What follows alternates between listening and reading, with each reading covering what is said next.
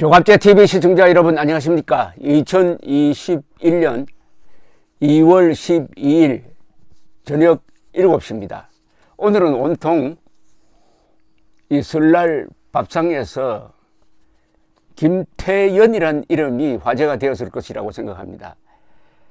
김태연 미스트롯 시즌2에서 아주 놀라운 인기를 얻어서 지금 최고 득점을 기록하고 있는 10살, 한국 나이로 10살 신동입니다. 어제 부른 바람길이라는 노래는 아마 거의 아무도 몰랐을 겁니다. 그러나 아무도 모르는 노래를 불러서 인기 1등, 이게 굉장한 것 아닐까요? 그래서 인터넷 실검색어를 휩쓴 데 이어가지고 하루 만에 영상 조회수 100만 뷰를 기록했습니다. 천재나 영웅은 어떤 사람이냐? 제가 나름대로 정의를 한다면 아부를 하지 않는 사람입니다. 세상에 아부하지 않고 언론에 아부하지 않고 대중에게도 아부하지 않습니다. 만약 고호가 평론가들 취향에 맞는 그림을 그렸다면 돈은 좀 벌었겠죠. 그러나 우리가 기억하는 이런 고호는 없겠죠. 마찬가지로 조지 오웰이 여론에 좌경화된 언론에 아부했다면은 뭐 좀 행복하게 살았을지 모르지만은 그분이 남긴 1984라든지 동물농장을 잃고 이렇게 감동하지는 못했을 것입니다. 행동의 천재 박정희가 파퓰리즘 정책을 폈다면은 오늘의 대한민국은 없습니다. 천재나 영웅은 아부하지 않아요. 그런데 놀랍게도 이 김태연 이 10살 천재 가수가 아부를 하지 않더라고요. 아부를 했더라면은 아마 바람길 말고 다른 노래를 선택을 했을 텐데 아무도 모르는 노래를 선택을 했습니다. 왜? 자기가 불러서 좋으니까. 이 노래를 불렀던 장윤정 씨가 그거는 좀 노래가 뭐 이렇게 말려도 나는 그거 부르고 싶어요 해가지고 불렀어요. 또 부르는 방식도 자기 나름대로 불러버렸습니다. 바람길의 멜로디 몇 부분은 자기 마음대로 고쳐버렸어요. 그런데도 열광적인 호응을 얻었습니다. 영웅의 탄생이라고 그럴까요? 천재의 탄생입니다. 천재는 그런데 사실은 소중한 존재니까 주변에서 아껴주어야 합니다. 앞으로 이 김태연이란 이 신동이 어떻게 커갈지는 아무도 모르죠. 그러나 어쨌든 아껴주는 마음으로 그 부모님과 이 TV조선 그리고 그 마스터라고 불리는 그 평론하는 분들 그리고 대중이 신경 좀 써야 되지 않을까 하는 생각이 듭니다. TV조선이 이 노래를 부른 다음에 김태연 양과 인터뷰한 내용이 실려 있습니다. 일문일답을 했는데 이렇게 이야기를 했습니다. 저게 내가 맞나?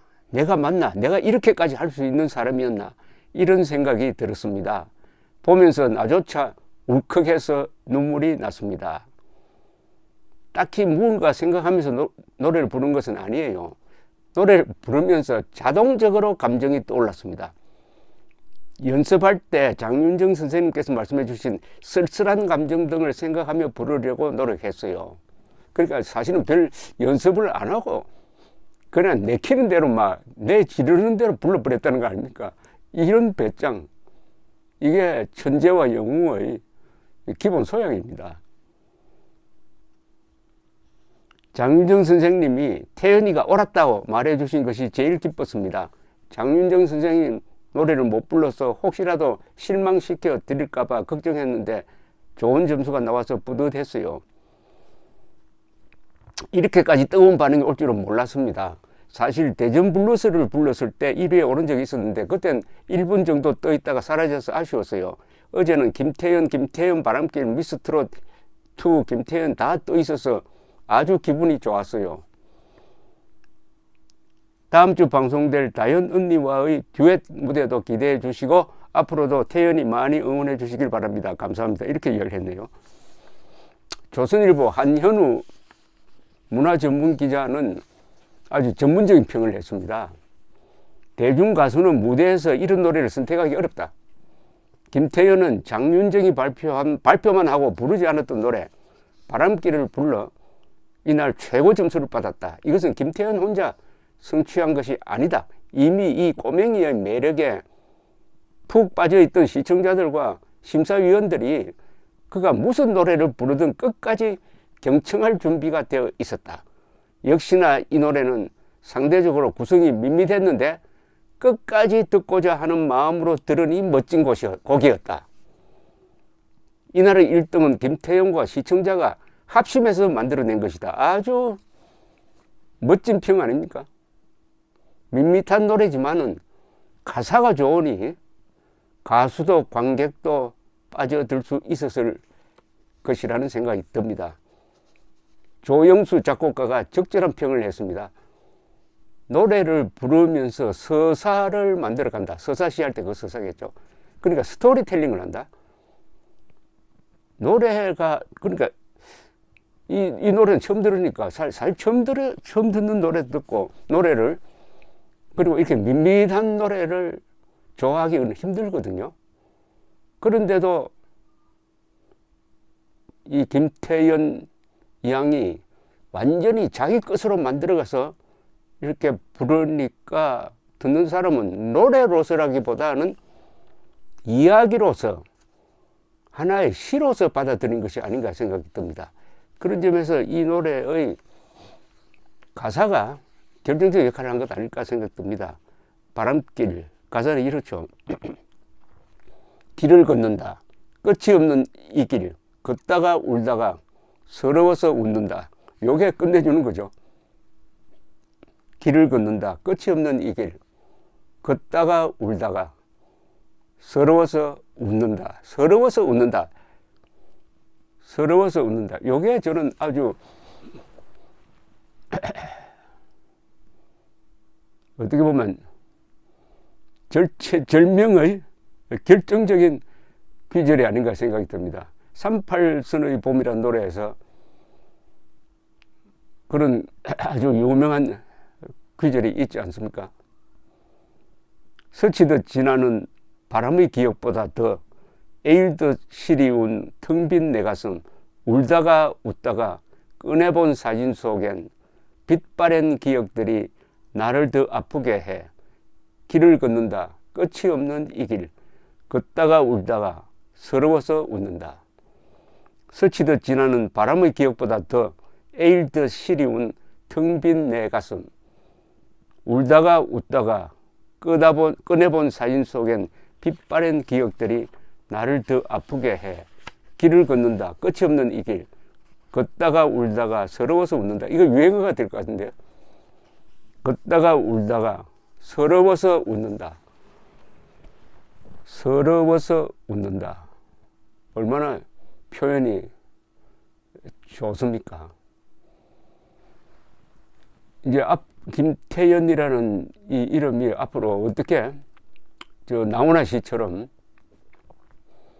거대한 어떻게 보면 압도적 어떤 힘을 발휘하게 될 수 있다면은 이 대한민국 국민 다 즐거운 거죠. 한 사람의 천재가 수많은 사람을 먹여 살리고 그리고 그 삶을 풍요롭게 합니다. 박정희란 분이 만든 이 대한민국 예컨대 1977년 7월 1일부터 시작한 의료보험이 성장해가지고 세계에서 가장 효율적인 의료체제를 만들고 그래서 코로나 사태를 이 정도로 극복할 수 있었다. 내가 죽으면 내 무덤에 침 받으면 될 것 아니냐 라는 아주 어떻게 보면 리얼리스틱한 이야기까지 하면서 역사의 짐을 지고 뚜벅뚜벅 걸어가고 욕을 가장 많이 먹은 마지막 7년 동안 건설한 중화학공업이 오늘 대한민국의 먹거리로서 코로나 사태를 당해서도 그래도 이 정도의 수출을 유지할 수 있도록 했습니다. 한 유명한 미술가가 이 자살을 하면서 이 벽에 걸린 이 달력에 써놓은 낙서가 있었습니다.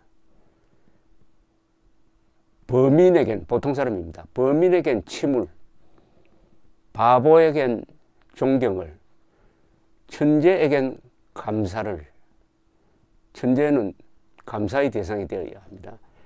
어제 이 김태연의 감동을 만든 이 노래를 알아주는 이 귀명창이 많은 한국 사람들 모두의 승리였습니다. 감사합니다.